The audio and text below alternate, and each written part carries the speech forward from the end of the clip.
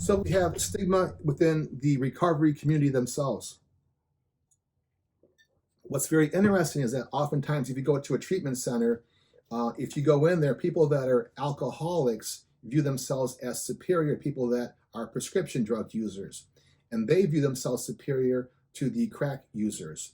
And they feel themselves superior to the heroin users who use needles. So even in a rehab center, if you pay attention and listen to the dialogue that's going on, there's a hierarchy of who's higher up and who's lower up on the totem pole, which is very interesting because the words matter. You know, the term alcoholic has a little bit of social stigma, but the term junkie is much more degrading. And the term crackhead is very degrading. Now, when I used drugs in Detroit circa 1985, this was during the crack epidemic in Detroit, and there was allegedly 20,000 crack houses in Detroit. Anybody that was using crack did not have a disease. As far as they were concerned, they were all criminals. Ask Ronald Reagan and his policies, right? And so when we got caught with drugs or using heroin or using crack cocaine, we were viewed from the lens of being criminals who were dangerous. It wasn't until really the opioid epidemic began to hit white suburbia where the disease concept became acceptable and the faces of addiction began to change. And as those, we're going to be honest with each other, as the faces of addiction became more white, the disease concept became more acceptable and less of a criminality viewpoint on addiction. So it's good that we don't have as much stigma to people that use drugs and alcohol. But, how did we get here? It had to happen to people that when they overdosed and died, it was almost like I'm watching social media, and it's almost like my friend is prettier than your dead friend who died of a heroin overdose. And this girl is prettier than this girl who died of a heroin overdose. Because they're all like in their 20s, and people that are male or female in 20s look really good. And you get really more like, oh my God, I can't believe that really good looking person died of an overdose. There was so much potential in them. When I was in Detroit doing my thing, there was nobody talking like that. They were happy that people like us died because they viewed us as pariahs. They viewed us as criminals and evil people.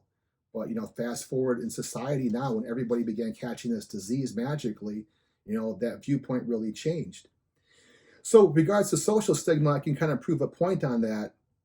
I belonged to a church couples group with my fiance, and I relapsed. This is like many, many years ago. And I relapsed on heroin. And so my fiance went to Kensington Church to the group and told the group leader, who was a lady who was actually a therapist, I can't make this stuff up, that I had used heroin and relapsed. And then she called her back the next day and said the group has decided to kick you guys out. And my fiance was stunned. And she goes, and I want to have a meeting with you. So she went to lunch with Val, who was my fiance at the time. She goes, Val, I want to tell you 3 things you know about heroin addicts. And Val was excited to hear these 3 things about people that use heroin. They lie, they lie, they lie. And she put my fiance into tears. She goes, there's no hope. Once they're on the needle, there's no hope. They never change.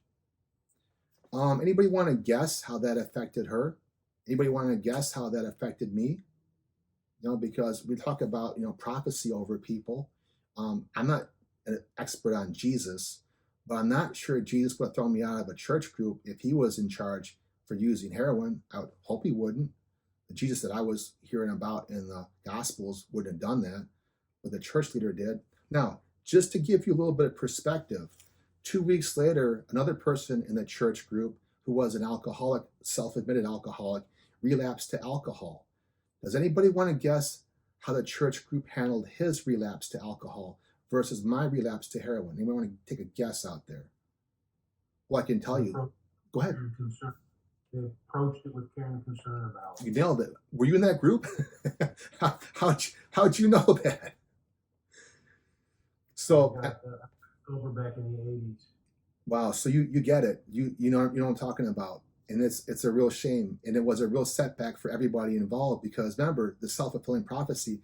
When I went to Brighton Hospital the first time to get treatment, there was a nurse doing the intake, right? And she said, drug of choice? And I go, heroin. She goes, there's only a 7% chance you'll ever get sober, and walked away. And I was like, then what are we doing here? You just put your prophecy over me. 7% chance you will ever get sober for 1 year because you're a heroin addict. And we're gonna get to that a little bit later on about the prophecy portion.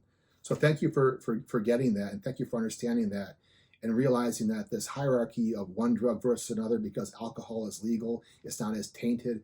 But I can tell you firsthand, I've held the hand of my friend as he died from chronic alcoholism. He died as dead as my friends did from heroin, just as dead. His drug of choice never caused him to break the law, besides his DUIs.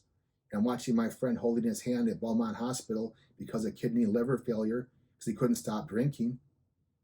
But we look at this from a different lens because it's legal and it's acceptable socially, right? But the guy who did the heroin is the bad guy. And then we keep thinking that way. That affects the outcomes. It's very hurtful. I'll give you an example too about social stigma. I went to do a presentation at a very, very prestigious high school in Oakland County. This is where like really, really rich, privileged kids get to go to high school to get prepped and ready for Ivy League educations. So I was kind of surprised that they called me. It was a really great guy. He was in charge of counseling. He says, Raj, we got to have you come in here and do presentations, one for the ladies' side, one for the men's side. I'm like, okay. And I get there. He was very secretive. He called me into his office. He goes, we've had 2 deaths in the past month. One was an overdose death on drugs. Other was a suicide death involving a person we feel that was taking maybe too much Adderall. So I go, that's very interesting. I go, okay, so before I present, he goes, hold on a second. Before you present, 2 of the kids that are in the group, their parents are billionaires.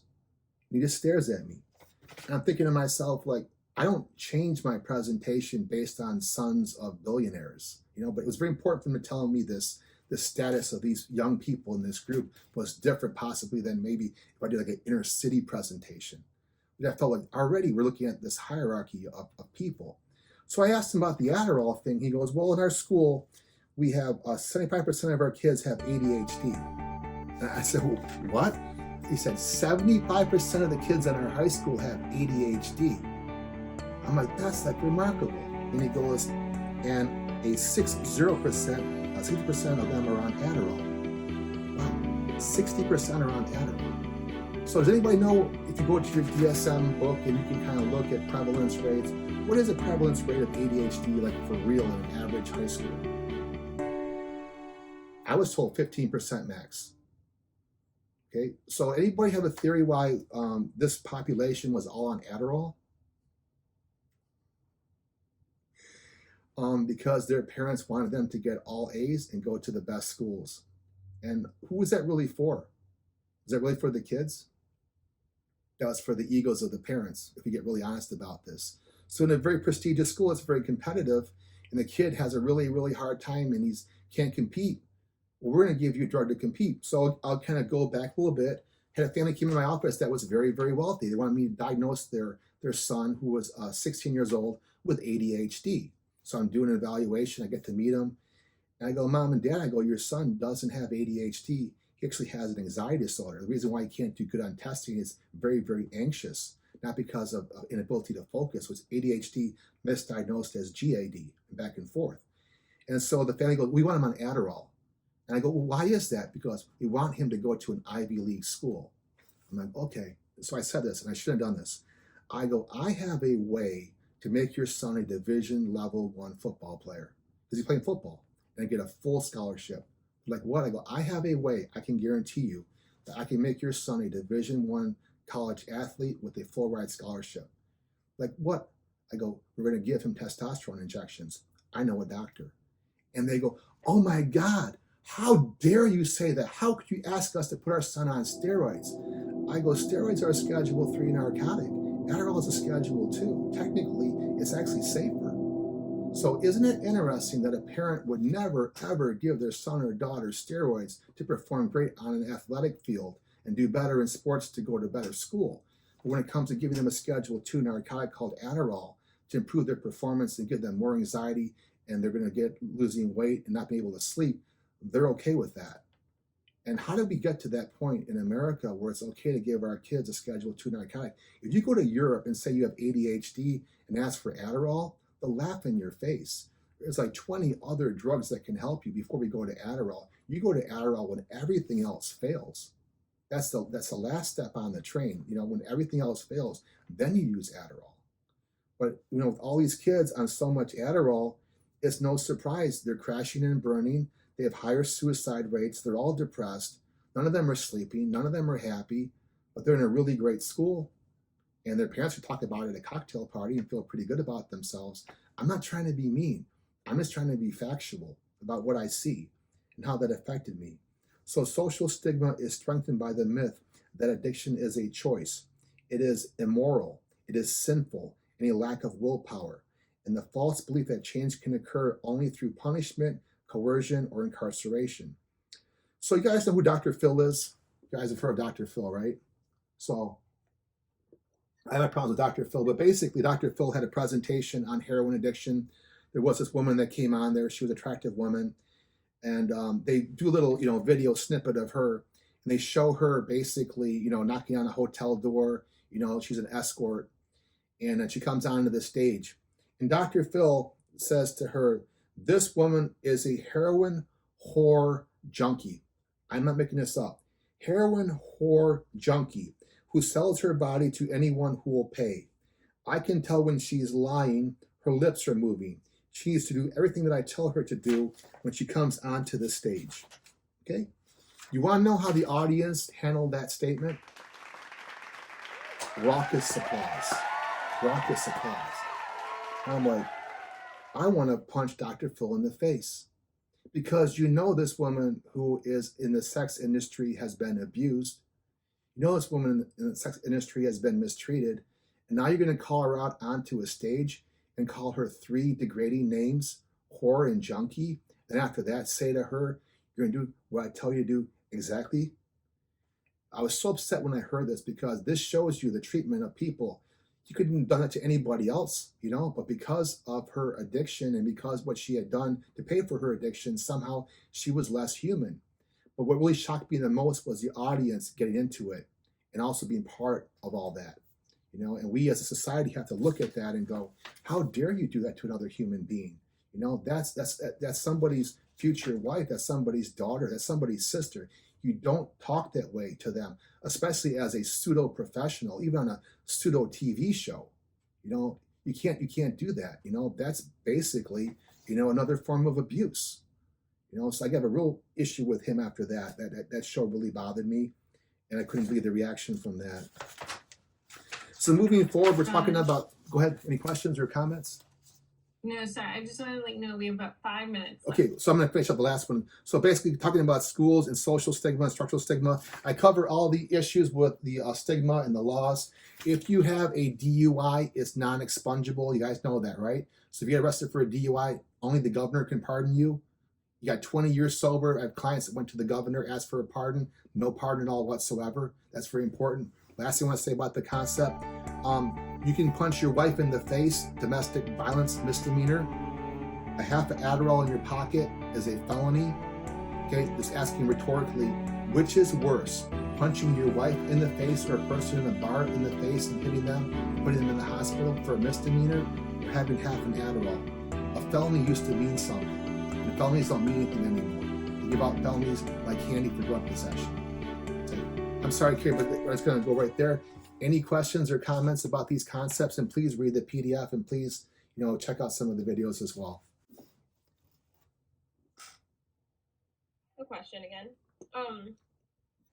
So there are 2 stories or experiences that you detailed. They both kind of illustrate how a parent's perspective on their kids could lead or do lead to addiction. So like the first story you gave was about the mother who refused to let her child go into, an inpatient therapy. Yep. Because clearly that would be shameful for her to admit that her son's there. Yes. Or even the parents that want their children to be in the Ivy League schools and want them on adderall. Yes. Like, how common do you sit back and hear like the parent or like caregiver narrative come out that this is about them? And like clearly it sounds like they would need some therapy on how to be a parent.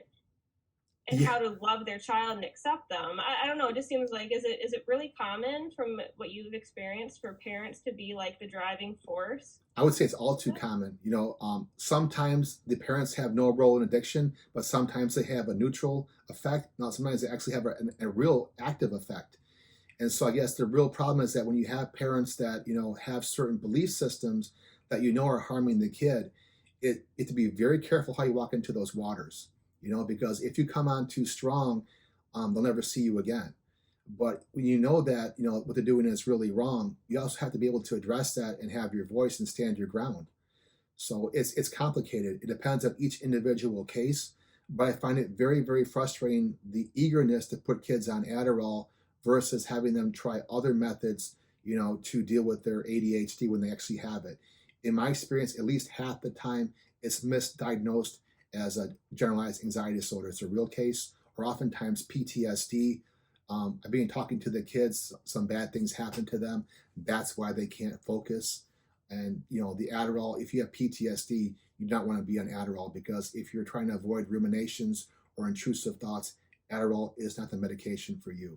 I've seen people with PTSD that put on Adderall and end up in mental hospitals because all those thoughts come flooding in because the Adderall overactivates those intrusive thoughts. I hope that's helpful.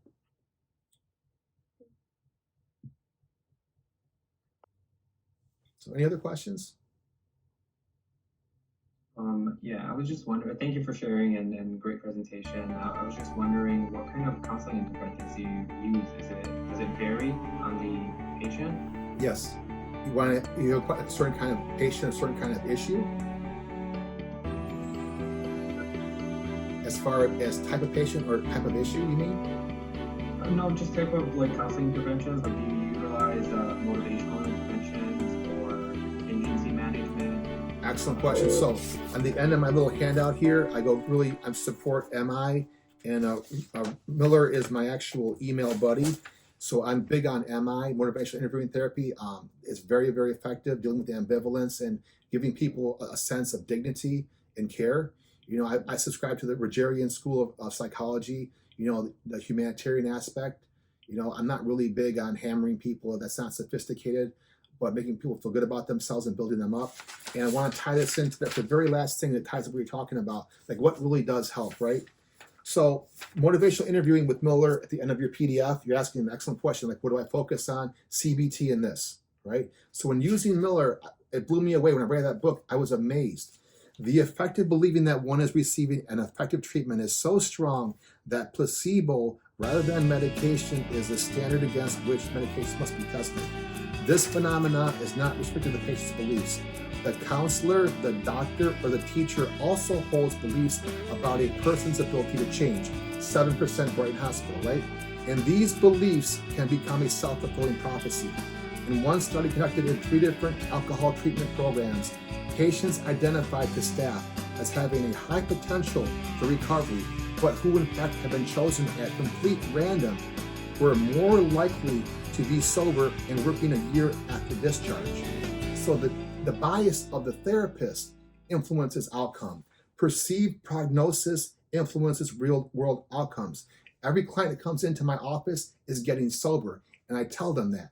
If they want to get sober, another person that was a therapist, she had a very low success rate, and she got a big argument. She goes, persons only get sober when they want to get sober. And I go, you tell them that? She goes, yeah. And the rates are very, very low, like 7%. I go, you tell them that? She goes, yeah. And I go, that's why I would never see you as a therapist. I've already had therapists like that before. And I might seem overly optimistic, and parents will say, will my son ever get off of heroin? And I say unequivocally, yes. And that prophecy is put out there. Nobody I ever meet with will never get sober. Never happens. Everybody is a miracle. Isn't the time yet. It might take 2 treatments. It might take 3. And I even tell people, that have passed away, I'm going to give them the next life. I failed you in this life. I'm going to give them the next life. But nobody you should ever meet with should you ever put prophecy that's negative over them, because you as a professional have so much power, even as subconscious, to the family and to the individual. So perceived prognosis influences real world outcomes. When your therapist says, there's only 7% chance you're ever going to get sober, magically that comes through. And your therapist believes in you and says, I believe in you, we're gonna get through this together, and builds you up, what happens? Recovery. Thank you. Thank you. Take care, guys. Bye.